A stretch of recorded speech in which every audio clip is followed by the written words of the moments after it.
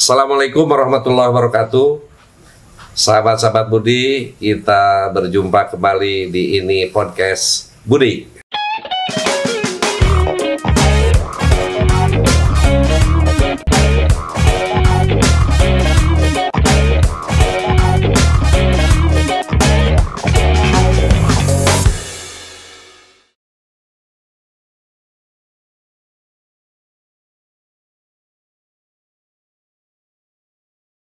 Sahabat Budi, pada malam ini kita akan menghadirkan nih anak muda, generasi muda yang kebetulan beliau ini ya relatif cukup sukses lah sebagai kepala dinas di salah satu dinas pemerintah Kota Tasikmalaya, yaitu Dinas Budpora ya. Banyak sekali nih. Kita akan bincang-bincang dengan sahabat Budi, yaitu Bapak Deddy Mulyana. Selamat datang. Assalamualaikum warahmatullahi wabarakatuh. Pak Deddy. Waalaikumsalam warahmatullahi wabarakatuh. Ini Pak Deddy Mulyana dan populernya Deddy Otoy gitu kan. Nggak tahu dari mana ini. Sahabat Budi, ya kita ingin bincang-bincang.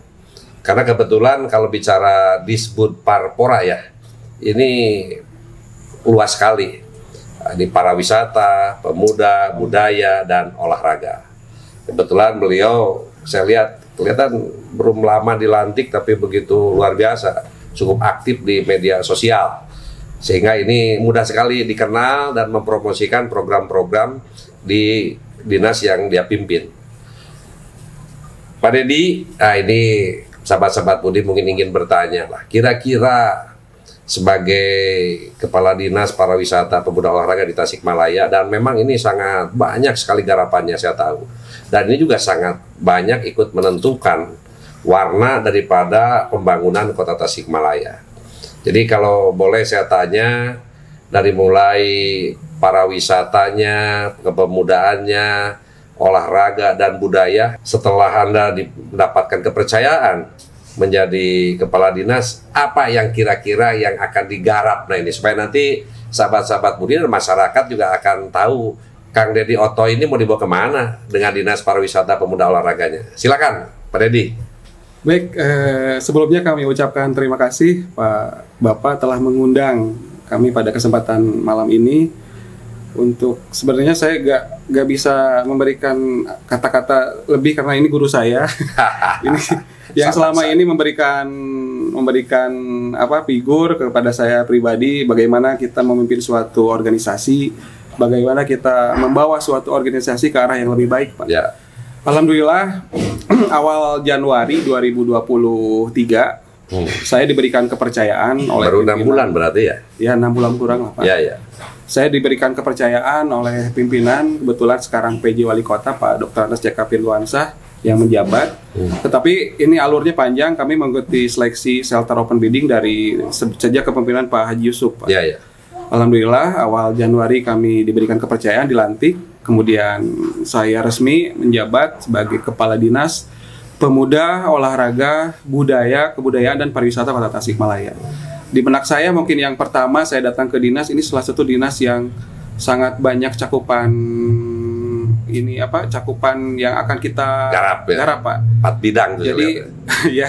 Jadi kita ke pusatnya, kita ke 3 kementerian, Pak. Ya. Ke Pemprovnya ada 2 dinas yang kita selalu berhubungan. Ya. Tapi ini mungkin menjadi suatu mungkin tantangan pribadi bagi kami bagaimana melaksanakan, mungkin kami sebagai pelaksana dari kepala dinas sebelumnya, Pak. Ya.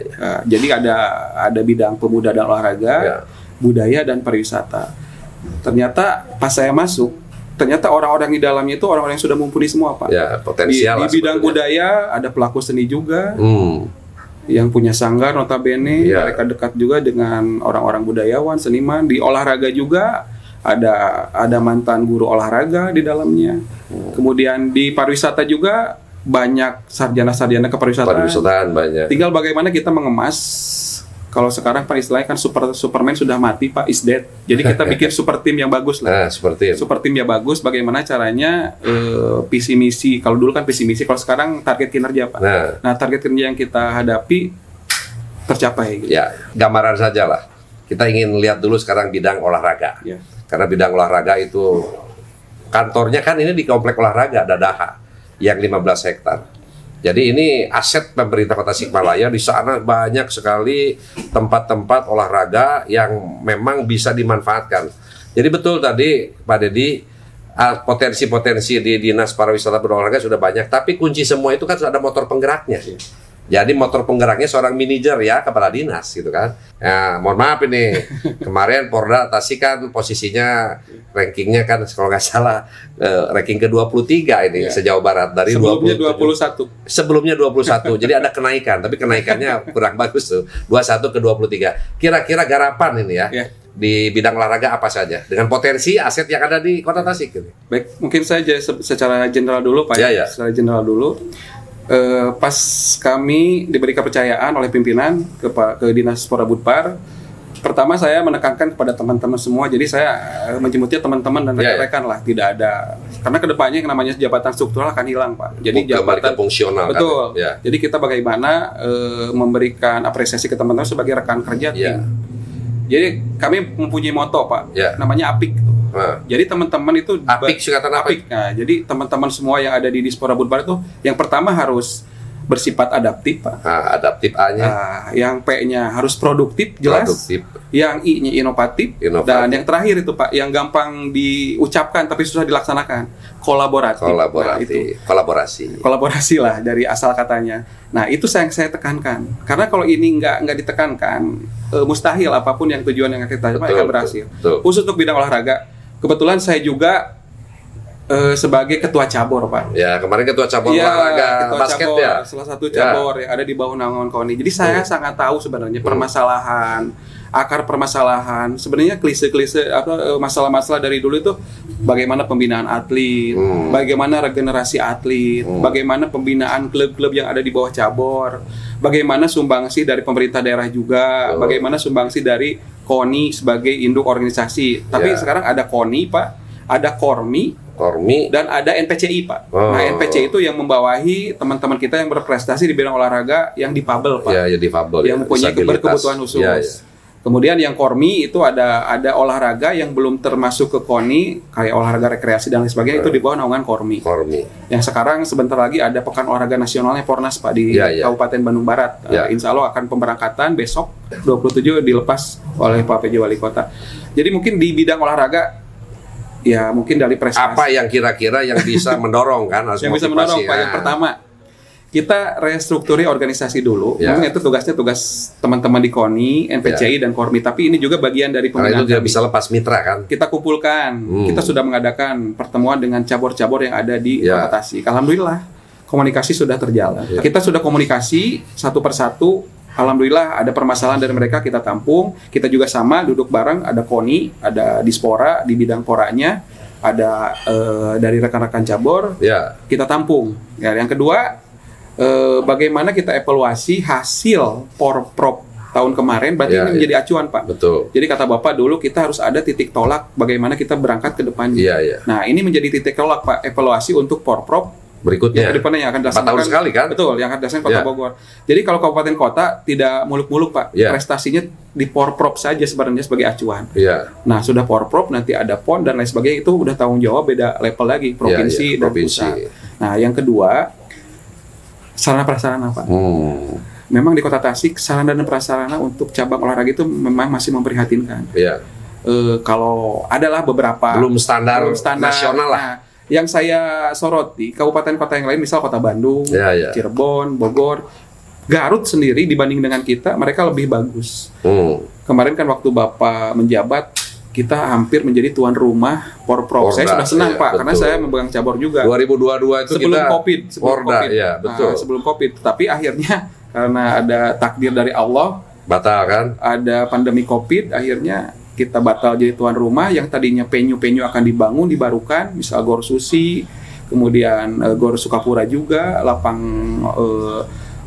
olahraga Dadaha, fasilitas lainnya akan diperbaiki. Tapi memang begitu Pak Dedi ya, kalau ada event besar itu kita berupaya jadi tuan rumah supaya nanti ada dukungan fasilitasi dari provinsi lah atau dari pusat juga gitu kan. Kemudian yang selanjutnya Alhamdulillah perda olahraga kita sudah ada Pak. Nah, sudah diterbitkan menjadi regulasi. Jadi saya berpikir bagaimana caranya kita menaungi atlet itu ada beberapa.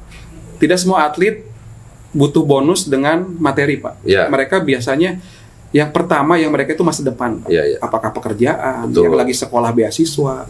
Jadi saya berpikir kemarin kan ada sekolah-sekolah SMK yang tidak maksimal Pak sekarang. Kayak di Lanut mereka punya SMK Angkasa yang tidak terpakai. Kemudian SMK MJPS, kemudian SMK Pasundan, SMK lain sekolah swasta. Ini bisa menjadi potensi untuk kita membuat sekolah PPLP, sekolah atlet Pak. Karena sekarang memang sudah ada. Kemarin kami dengan Dan Lanut sudah ngobrol-ngobrol, daripada nggak dipakai, kita sharing. Kita dimanfaatkan. Jadi pembinaan atlet itu dari bawah dulu Pak. Seperti di kota kabupaten lain. Kemudian untuk perguruan tinggi kami sudah menjajaki ke teman-teman di perguruan tinggi. Ada kerjasama untuk beasiswa. Jadi dari luar kota Tasik bisa berkumpul. Jadi begini Pak, Tasik itu unik Pak. Kita sebagai barometer untuk Priangan Timur, alhamdulillah semenjak kepemimpinan Bapak dulu banyak. Misal imigrasi, Unsil menjadi negeri, kemudian BI di kita juga, OJK di kita juga, itu menjadi salah satu bea cukai sebagai salah satu potensi, termasuk untuk industri olahraga Pak. Yang namanya event untuk Priangan Timur rata-rata di kota Tasik. Cuma itu mungkin kita berpikir bagaimana perbaikan sarana dan prasarana. Kami sudah merekap lah di wilayah Dispora Budpar mempunyai aset misal yang belum ada DED-nya, yang belum ada kajian-kajian untuk dibangun secara fisiknya, kita sudah rekap. Mungkin kedepannya akan dibereskan dulu karena sekarang dasarnya kita mendapatkan bantuan baik dari APBD provinsi maupun DAK harus ada DED Pak. Betul. Jadi karena DED belum ada, banyak usulan yang itu yang pertama untuk sarana prasarana. Kedua, kita membikin wilayah Pak, zona wilayah. Zona wilayah misal untuk bagaimana potensi untuk bola voli itu di daerah Kawalu dan Taman Sari. Bagaimana kita memikirkan bikin venue di situ. Untuk olahraga tidak semua dipusat di Dadaha yang memang terbatas. Betul. Walaupun sekarang Dadaha kan udah ada UPTD Dadaha Pak. Tetapi kan banyaklah kendala dan keterbatasan dengan adanya UPTD Dadaha belum maksimal. Jadi intinya impian saya, mimpi harus ada itu. Mimpi saya itu Pak, yang namanya Dadaha, fasilitas olahraga, gedung kesenian, Gor Sukapura, Gor Susanti, Wiradadaha. Warga Kota Tasikmalaya yang memakai itu tidak dibebani biaya lagi. Karena itu salah satu bentuk pelayan dari kami. Betul. Dari mana nanti potensi untuk PAD katanya? Di situ kan ada potensi parkir yang bisa diolah, Pak. Potensi kaki lima yang bisa diolah. Karena mereka memakai tapi yang jelas landasan teratur lah, diatur. Betul. Jadi kami punya dua khusus untuk sarana olahraga Dadaha dan mengelola kepariwisataan ada Situ Gede Pak. Untuk Dadaha itu ada banyak PR-PR yang kebetulan sekarang dijabat oleh PLT di UPTD bareng dengan Kabinpora, kita turun Pak. Mimpi saya itu tidak muluk-muluk Pak, bagaimana Dadaha lebih tertata Pak. Jadi banyak orang yang berkegiatan di sana, banyak orang yang melakukan kegiatan baik olahraga, usaha, kemudian kuliner dan lain sebagainya. Memang bisa pakai olahraga, wisata keluarga, ruang terbuka hijau di sana. Dan saya harap Pak Dedi ya kepengalaman lah. Karena dulu juga saya ikut Porda. Jadi dorong nanti bagaimana Kota Tasik itu jadi tuan rumah di event-event yang besar. Minimal event nasional. Kemarin kita apresiasi lagi ada event nasional road race ya. Terakhir di Lanut itu drag race. Yang dia kami langsung potong kopas ke IMI pusat. Betul. Nah, seperti itu. Betul. Jadi terobosannya itu penting itu. Jadi kita membawahi Pak event baik di bidang olahraga, budaya, pariwisata dan kepemudaan. Kita punya sekarang dikemas ke dalam suatu event yang kita wadai namanya Coet Pak. Coet itu singkatan.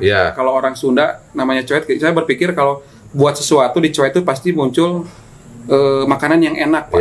Seperti sambal. Di Coet itu singkatan Pak. Kalender of Event Tasikmalaya. Nah kebetulan yang 2023 saya baru 2 minggu di sana di Dinas Pora Budpar. Saya ditantang sama pimpinan, coba bikin kalender kegiatannya. Betul. Kalau untuk 1 tahun itu. Betul Pak. Kalau idealnya sih sebenarnya setahun sebelum. Tapi alhamdulillah dari dari challenge pimpinan yang diberikan ke saya turun ke komunitas, Pak. Baik komunitas olahraga, komunitas seni budaya, saya rekap dengan teman-teman dengan saya udah lihat daftar jadwal penuh 1 tahun gitu kan. 101 Pak yang pertama, sekarang bertambah Pak, udah mau 200. Alhamdulillah. Nah ini penting, sahabat-sahabat Budi, kita mempromosikan daerah kita, mempromosikan olahraga. Salah satunya kita harus mampu jadi tuan rumah event-event nasional, syukur-syukur internasional. Ya, sekarang kita ada Bukit Besar, itu nasional, sirkuit, sering rutin dipakai jadwal, agenda. Betul, kan? Kebetulan ini agenda kejuaraan nasional sudah mau 2, Pak. Yang pertama Supermoto, itu pembalap seluruh Indonesia. Kebetulan ini seri pertama, Pak. Betul. Seri keduanya mereka mengadakan di Yogyakarta. Nah, yang sekarang yang nanti tanggal 8 sama 9 One Prix, Pak. One Prix yang diadakan TV One itu ini langsung live itu di TV One. Dan itu kan nanti mobilisasi masyarakat Indonesia datang ke Tasikmalaya, mempromosikan, itu bisa dimanfaat UMKM. Betul, Pak. Ya, termasuk juga, mohon maaf, dampaknya sangat luar biasa sekali secara ekonomi. Dan ini yang mungkin saya berharap evaluasi tadi yang disampaikan untuk olahraga, potensi, apalagi kita punya gedung Susi Susanti. Ini kalau bisa, karena gedung namanya Susi Susanti itu pernah jadi kebanggaan nasional, juara Olimpiade orang Tasikmalaya. Kalau gedung itu dibikin olahraga badminton khusus, kelas internasional lah, kenapa tidak? Nah ini harapan dan saya percaya lah Pak Dedi.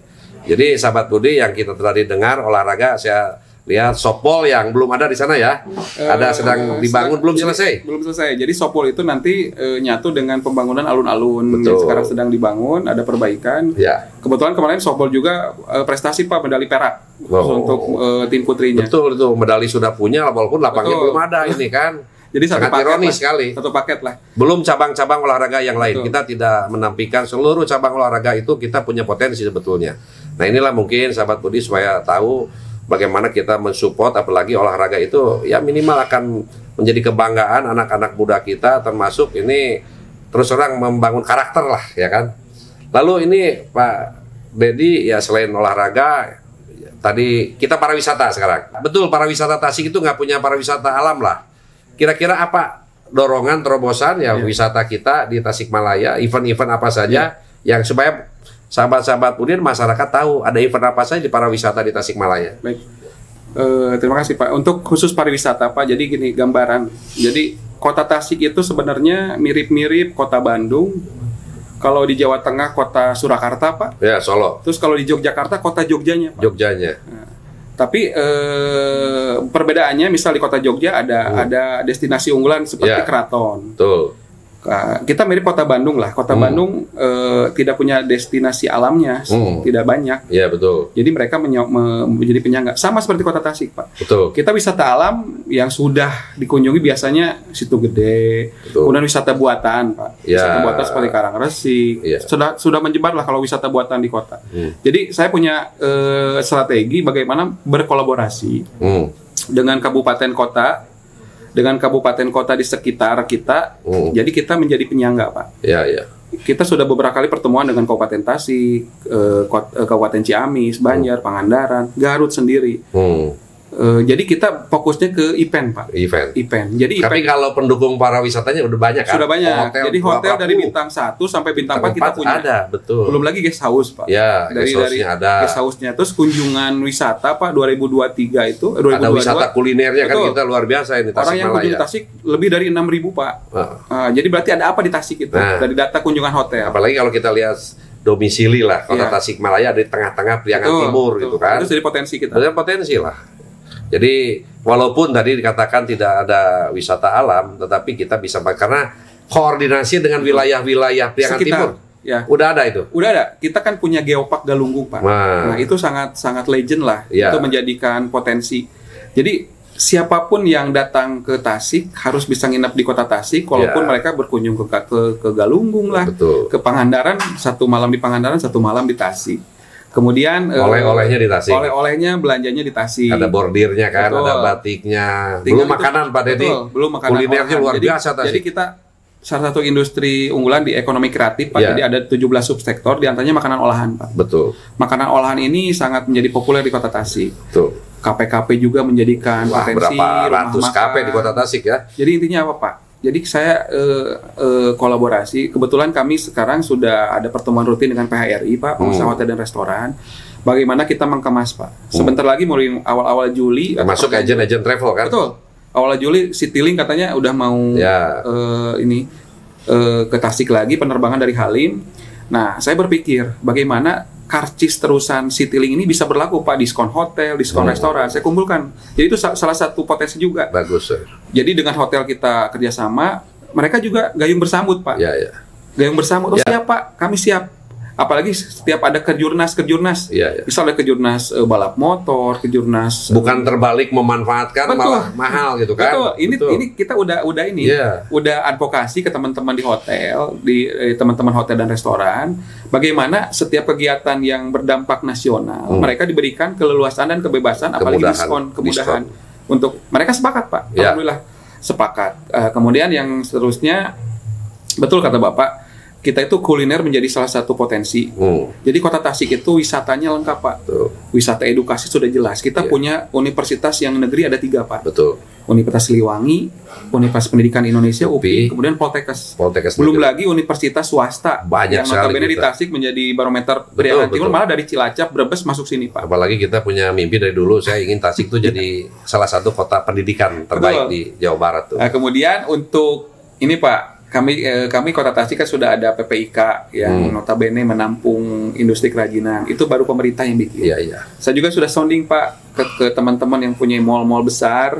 Bagaimana caranya Kota Tasik itu ada khusus di mall, tiap mall itu ada yang menjual oleh-oleh Tasik. Produk-produk. Termasuk kita katanya punya bentuk-bentuk kayak semi Malioboro lah yang Cihideng. Saya bukan nggak mau menyebut Malioboro, Pak, tapi saya pengen Cihidengnya yang keluar. Jadi punya pedestrian Cihideng. Bagaimana saya merubah mindset teman-teman yang berdagang, ruko-ruko yang berdagang situ berjualan juga oleh Tasik, karena banyak wisatawan yang situ bertanya, Pak. Ya kalau kita lihat di Jogja, di Bali, di Solo, mereka di menjualnya di jalur-jalur yang tadi kan, di Hajat Mustafa, Cihideng atau tempat-tempat apa, betul-betul hasil industri kreatif anak mudanya. Mulai kaos aja lah, kaos-kaos buat oleh-oleh yang mudah kan begitu biasanya, termasuk makanan olahan.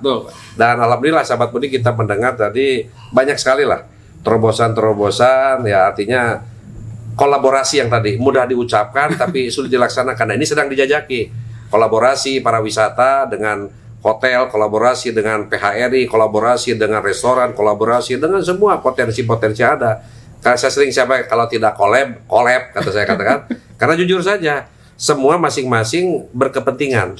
Satu sama lain ini tidak bisa lepas. Makanya para wisata itu jujur saja, negara maju seperti Jepang, ya Cina sekarang, mereka maju dalam industri teknologi, tapi mereka tidak pernah melepaskan sekarang potensi para wisata. Karena itu yang akan membidik perekonomian mereka. Maka mereka menjaga nilai-nilai budaya. Saya titip mungkin karena para wisata, bagaimana nilai budaya nanti ada budayanya, jangan hilang budaya asli daerahnya. Karena itu sesuatu yang berbeda gitu kan. Sehingga mereka mau datang ke daerah kita, melihat apa sesuatu yang berbeda yang tidak dimiliki oleh mereka. Karena kalau bicara budaya, ya kalau ini harga punya value yang tidak bisa kita tebak, bisa unlimited lah harganya kan, punya nilai yang sangat tinggi. Makanya negara Jepang, negara China, negara-negara yang maju sekarang, mereka tetap membidik para wisatanya karena mereka tapi jaga budayanya, itulah. Oh, ada yang kelewat, Pak. Jadi khusus bidang pariwisata, kebetulan kami sedang menjajaki membuat dengan rekan-rekan di legislatif, dengan komisi yang berhubungan dengan kami, Ranperda, Pak, tentang rencana induk pengembangan pembangunan kepariwisataan di Kota Tasik. Karena itu sebagai payung, Pak. Betul. Payung hukum, regulasi bagaimana grand design pembangunan pariwisata itu ke depannya. Kan kita dorong nanti Pak Deddy sama pimpinan daerah. Ada kegiatan apa dulu Oktober. Betul. Apa Oktober namanya? Festival. Oktober Festival. Kita pernah mengundang sampai 8 negara delegasi dari 8 negara datang ke Tasikmalaya. Itu semata-mata mempromosikan. Kita ingin menjembatani kalau pemerintah itu kan nanti melalui Dinas Pariwisata dijembatani. Nah, di sana kalau sudah bertemu di sana antara pengusaha UMKM dengan wisatawan, di sana akan terjadi peluang ekonomi. Di sana ada probabilitas lah gitu kan. Jadi sahabat Budi, kita mendengar program-program kepekaan kepala dinas, melihat potensi yang ada, termasuk merasakan apa kekurangan kita. Salah satu solusinya adalah kolaborasi, karena potensinya banyak sebetulnya. Lalu sekarang sahabat Budi, ya kita kan masih ada nih. Tadi baru 2. Sekarang budaya nih. Nah, betul, Pak. Nah, coba budaya apa secara singkat gambaran tentang potensi budaya yang ada di Kota Tasikmalaya. Baik. Khusus untuk budaya, Pak. Jadi kita itu wilayah Priangan Timur terkenal dengan budaya Kesundaannya. Nah, alhamdulillah Gayung Bersambut. Ya.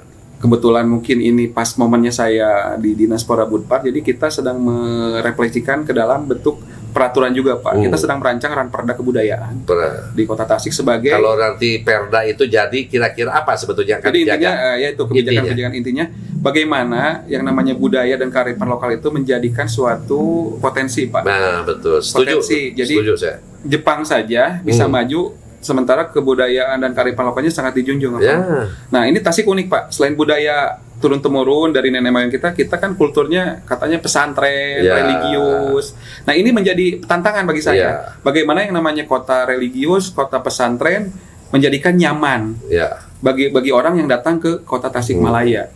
Jadi memang ini harus ada suatu resep dan formula, Pak, yang harus kita bikin, bagaimana kita berkolaborasi dengan alim ulama, tokoh agama, pesantren yang notabene menjadi potensi yang sangat besar di Kota Tasik. Iya. Tasik itu ada spesifik lah, kita punya perda tata nilai. Tata nilai itu sebagai acuan. Acuan, bukan berarti kita ini artinya bagaimana menghargai, menghormati budaya jangan hilang, tetapi juga nilai-nilai moralitas gitu. Kalau seniman budaya itu masih bersatu kan? Masih bersatu. Kita kan di bawah kita ada Dewan Kesenian yang dibentuk. Kalau di kota kabupaten ada Dewan Budaya. Dulu ada 10 rumpun. Betul, masih sekarang.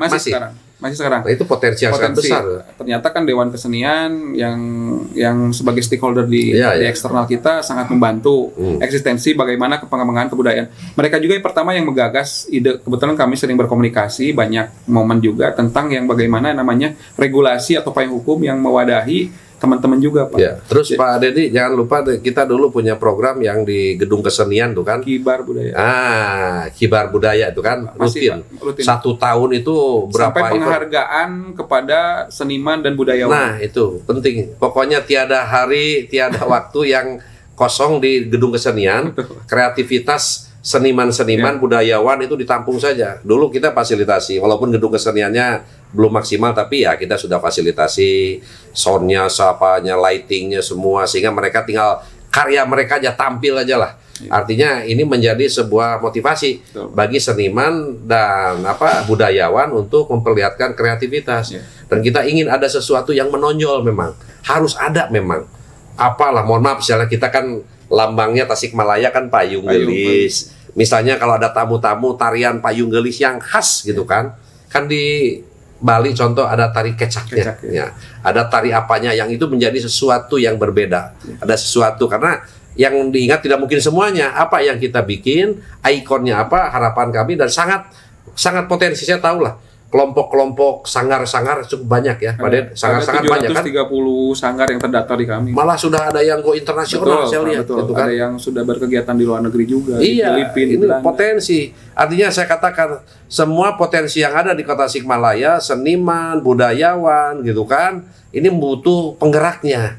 Yaitu disinilah penggeraknya. Membuat kegiatan-kegiatan di Dinas Pariwisata Pemuda Olahraga didukung oleh semua potensi-potensi yang ada, sehingga menjadikan Kota Tasikmalaya itu jadi juga kota budaya, kota seni, orang berkunjung, banyak event-event besar gitu kan. Walaupun juga kita tidak melupakan kita kota santri, kota pesantren dengan perda tata nilainya, tapi jangan tidak menghalangi selama itu berjalan bersama-sama. Seperti ini, Pak, nanti kan ada One Prix nih. Momen yang mendatangkan orang-orang dari luar Tasikmalaya, luar provinsi juga. Nanti kita ini kemas. Ada upacara adatnya. Betul. Kemudian kalau di balap itu ada umbrella girl, nanti kita siasati, Pak, dengan busana tradisional. Kemudian payungnya payung gelis. Iya, setuju, Pak Dedi. Jadi ada kolaborasi kebetulan. Karena ini punya sejarah kita. Betul. Dulu waktu saya ada di Gunung Besar kan. Itu motocross, SPG lalu umbrella girl tanpa terkontrol, tiba-tiba pakai pakaian yang tidak seronok. Ini jadi rame itu kan. Kebetulan kelebihannya sesudah kita mewadahi ke dalam kalender of event Tasikmalaya itu, jadi setiap orang yang akan mengadakan event datang ke kantor, Pak. Kita komunikasi sebelum kegiatan dilaksanakan. Betul. Jadi intinya bukan pelanggaran, Betul. yang namanya etika-etika yang kurang santun. Bisa kita ini dulu Pak, intinya bisa edukasi dulu kepada panitia-panitia yang bikin event, seminimal mungkin kita cegah itu. Nah, sahabat-sahabat Budi, ya kita mendengar. Jadi ini sudah sangat luar biasa sekali, dan saya percaya lah Kang Deddy Oto ini banyak temannya, banyak sahabatnya, cukup aktif, dan saya lihat baru sekarang saya lihat nih, saya seperti ngobrol nih Pak Kadis viral ini sudah. Karena di media sosial setiap event kegiatan publik selalu lihat. Karena sekarang kan era digital sekarang. Saya lihat di Instagramnya juga ada, kadang-kadang di TikTok. Tapi kegiatan yang kaitan dengan budaya, olahraga, seniman gitu kan, dan para wisata. Tadi kita sudah ada olahraga, kita sudah bicara budaya, para wisata. Nah, satu lagi nih yang terakhir. Kepemudaan. Ya, karena mohon maaf, pemuda ini Pak Deddy 30%-nya lah pemuda. Betul. Dan kita banyak permasalahan-permasalahan kaitan dengan kepemudaan, bagaimana kita permasalahan yang sering muncul kaitan geng motor kan anak-anak muda. Lalu menyangkut masalah narkoba juga anak muda, yang ini anak-anak SMP. Lalu juga menyangkut masalah lapangan kerja. Nah, ini menjadi pemikiran. Mudah-mudahan di kepemudaan, bidang pemuda, kira-kira apa nih yang sedang terpikirkan? Jadi betul Pak. Jadi sebenarnya muaranya dari pariwisata, budaya, dan olahraga itu sebenarnya unsur kepemudaan itu sangat penting Pak. Jadi mereka itu notabene menjadi modal dasar lah untuk pelaku-pelaku di kegiatan itu. Kita ambil contoh. Karena hampir 50% mereka pemuda kan. Kita contoh sekarang kan sedang digalakan. Kebetulan ini Kementerian Pariwisata dan Ekonomi Kreatif juga kita nempel ke situ. Iya, gabung sana. Anak-anak pegiat ekraf itu sekarang hampir 90% anak muda Pak. Bagaimana kita mewadahi itu? Kita punya program. Apalagi kita sudah punya gedung Kreatif Center yang diresmikan Pak Gubernur awal tahun. Saya baru seminggu ada peresmian itu Pak. Jadi itu ya zaman kita lah. Saya waktu itu ke Kang Emil, tolonglah Tasik ini punya potensi. Alhamdulillah walaupun tertatih-tatih pembangunannya karena COVID kan ya. Tapi sudah tinggal dimanfaatkan itu Pak. Jadi kita ada tema kegiatan Pak. Sekarang ada tema kegiatan tematik. Jadi isu-isu sekarang yang Kota Tasik Bapak juga tahu mungkin bagaimana kita caranya meningkatkan bagaimana derajat kemiskinan kita menjadi berkurang.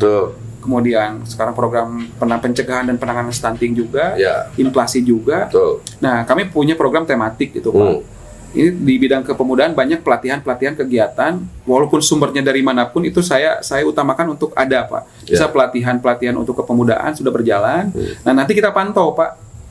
Baris itu. Jadi ada outputnya, kita pantau sebagai Monep, ada pelatihan yang untuk jadi semodel kalau di Indak itu wirausaha baru lah Pak. Cuma dikemasnya kita pemuda. Pemuda-pemuda yang betul kata Bapak, daripada ikut tukang geng motor kita kumpulkan, ikut pelatihan ngelas listrik lah. Pelatihan kalau untuk MC itu public speaking. Kemudian banyak lah itu dikemas. Jadi kan kita harus tahu Pak, jadi generasi yang sekarang itu rata-rata melek digital. Betul. Jadi kita kemas. Jadi anak muda sekarang itu udah bosen Pak. Jadi diberi arahan dengan begini. Makanya bukan saya jadi sok-sok digitalisasi karena era sekarang Pak, di generasi sekarang yang namanya publish itu, apalagi kan kedepannya kita sudah betul-betul digitalisasi. Metaverse sudah harus digalakkan.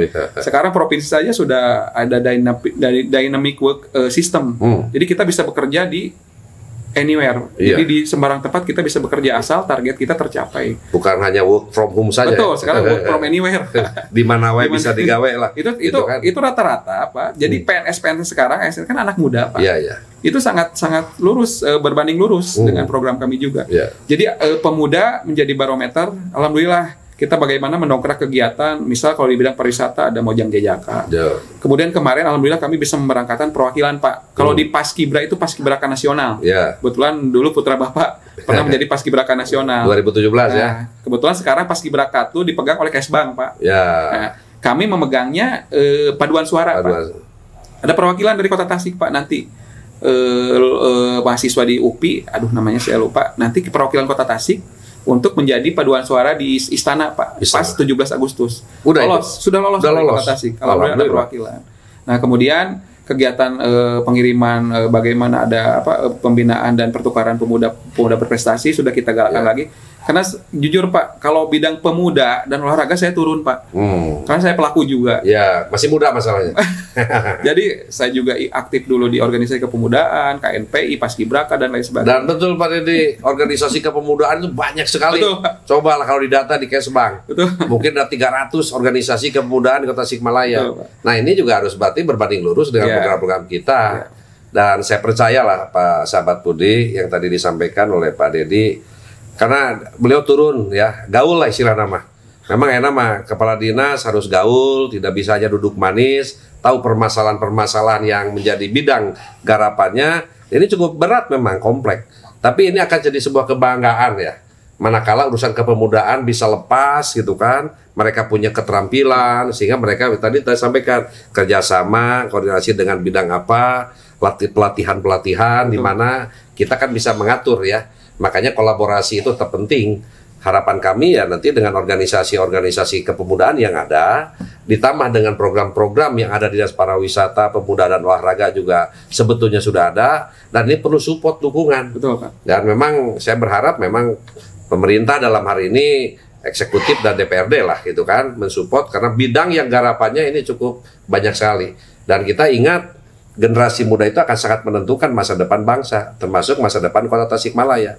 Karena 30% lah kalau di sana ini generasi mudanya sangat potensi, malah lebih, mungkin bisa sampai 40% ya kan.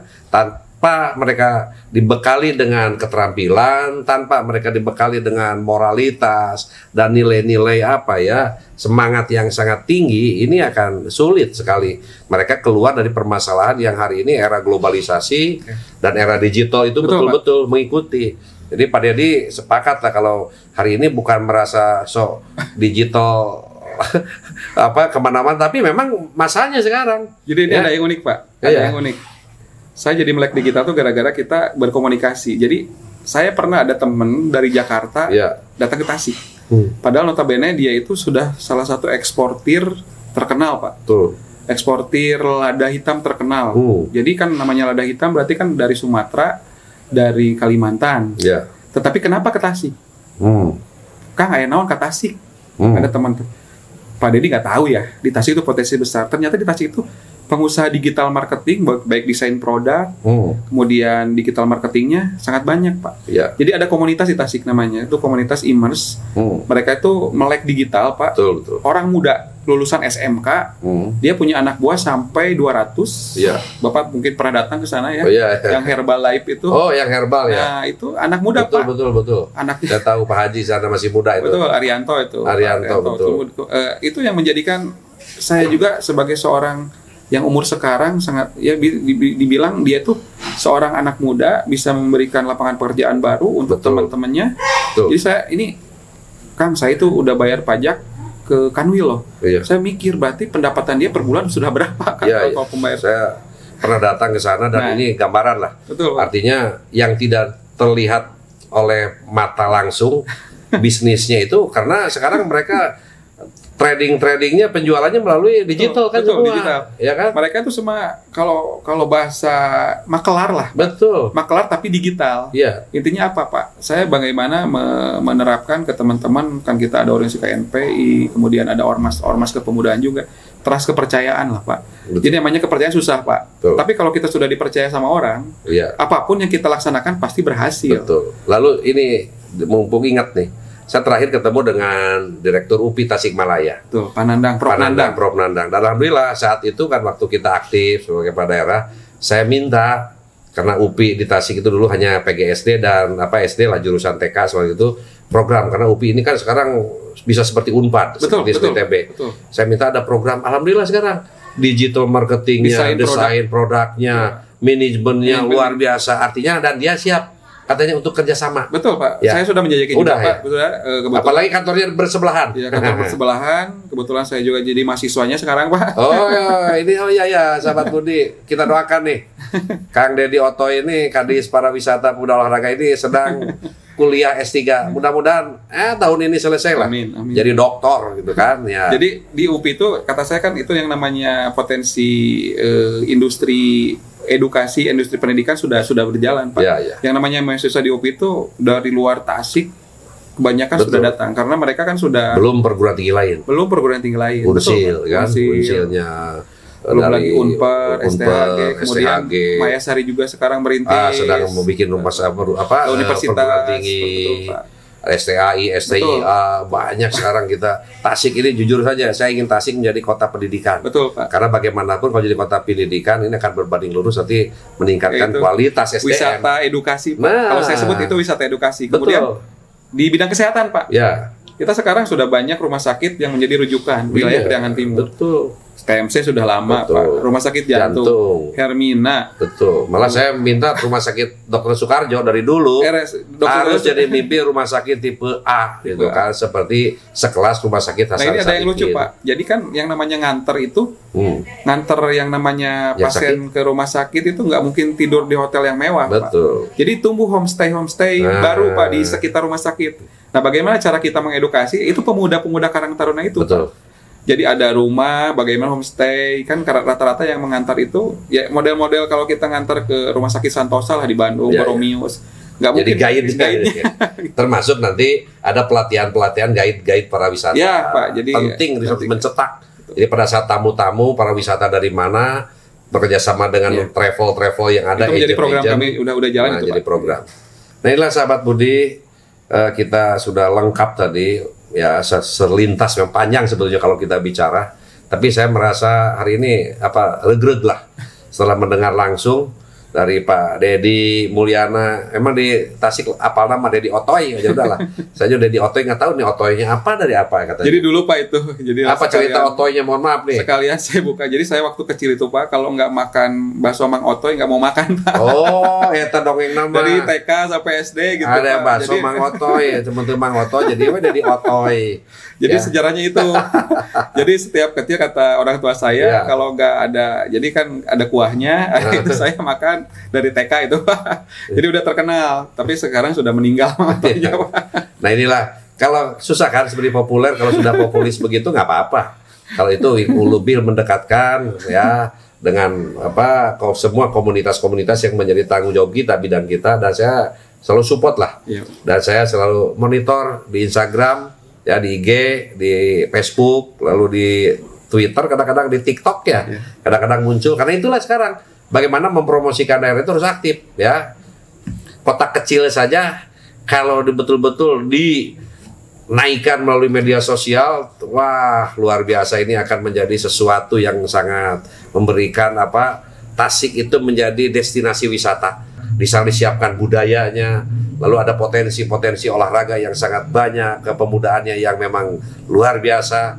Harapan kami di bawah pimpinan Kang Dedi Otoy, dan saya selalu support gitu kan, dan teman-teman juga kelihatan banyak komunitas selalu mendukung. Mudah-mudahan Kang Dedi selama diberikan kepercayaan, amanah, ini selalu memberikan kesuksesan lah ya di Dinas Pariwisata Keluarga. Tentu dampaknya yang tadi disampaikan, kita ingin Dinas Pariwisata Keluarga itu berdampak positif, menghasilkan generasi-generasi yang berkualitas yang menjadi kebanggaan masyarakat Kota Tasikmalaya. Amin, amin. Itu saja Kang Dedi. Terima kasih pertemuan malam ini, walaupun beliau sangat sibuk gitu kan.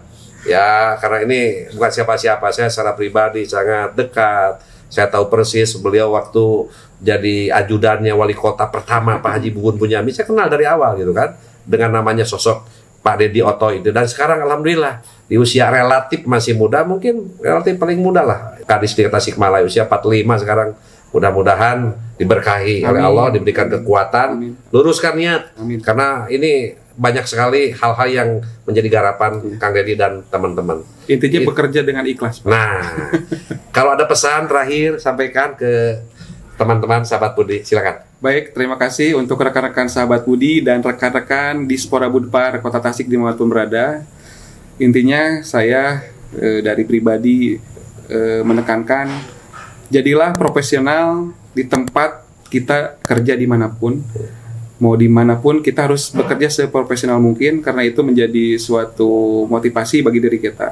Dan yang terakhir, kerja ikhlas, kerja cerdas, dan kerja lillahi ta'ala, Pak. Jadi tagline APIK itu harus adaptif, produktif, inovatif, dan kolaboratif. Terima kasih. Terima kasih. Sahabat Budi, tadi statement yang luar biasa, dan saya percaya semua harus profesional, fokus Dan yang penting juga harus ada kolaboratif. Betul. Tidak collab.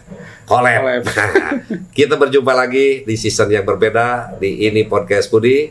Terima kasih Kang Deddy. Ya, Pak. Assalamualaikum warahmatullahi wabarakatuh.